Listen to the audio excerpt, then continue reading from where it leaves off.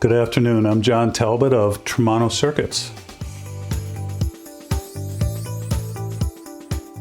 One of the current ways that we're doing that for our customers, we're helping them source and locate and even procure and keep inventory of their long lead time components that are hard to find these days. Beyond that, general support with their design. Make sure that their design files are manufacturable. So anything that we find while doing a design for manufacturing review helps them to not have some sort of mistake on the first set of boards, and they can just run right straight through their testing. Our customers all have a timeline that they're trying to follow. They have production schedules for new products that they're trying to get to market. Some are trying to make sure that they have production volumes for their recurring orders to fill stores with their products.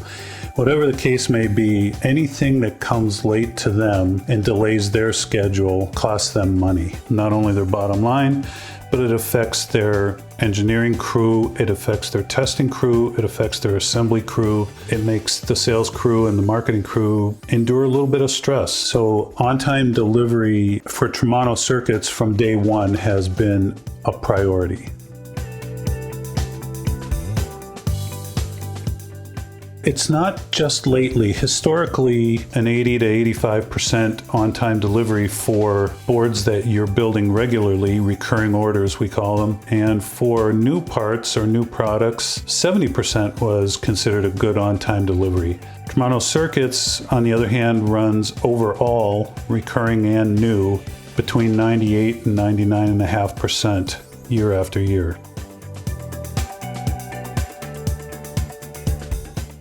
Have your designers talk to your supplier. If they can speak the same language and when you're telling them what you're trying to do, they understand it clearly, they're going to be a good partner.